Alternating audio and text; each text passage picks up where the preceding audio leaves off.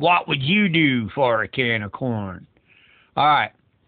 Hard times are coming, so now's the time for hard answers. All your food preps are gone.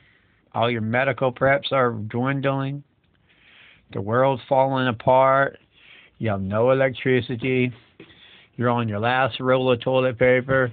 And the last good meal you had has been a week and a half. And then you come across a guy that reaches out a hand. Hey, yeah, well, come on over. We can probably work something out. We can feed you. With his little evil grin. But turns out he don't have his eye on you. He's got his eye on your wife. Think about it, guys.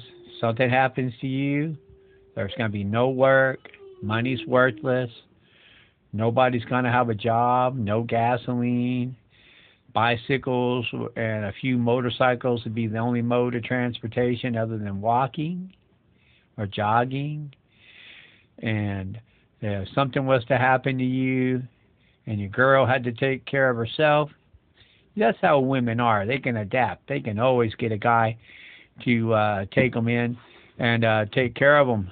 But what you have to worry about and accept is the fact that if you have a wife or a girlfriend and you have kids and something happens to you and those kids aren't eating, what's your wife or girlfriend going to be willing to do for something as simple as a can of corn just to feed those kids?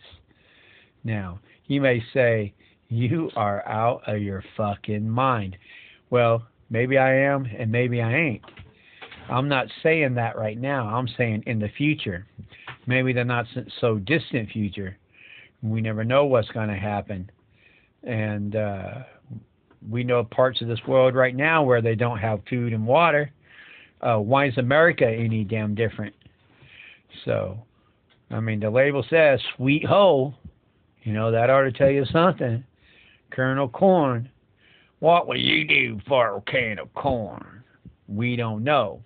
But we know what your girlfriend and your wife is going to do for a can of corn down the line if you don't get off your ass and do some prepping.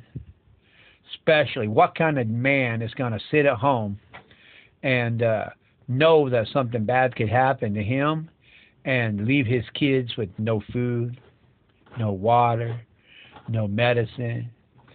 That is a shitty, shitty dad right there. Just the fact that there's the smallest probability that something catastrophic could happen. And you say, oh, it's never going to happen. And you don't stock food, and you don't stock water, and you don't stock medicine, and you don't stock those other things that go boom. It's your own damn fault, brother.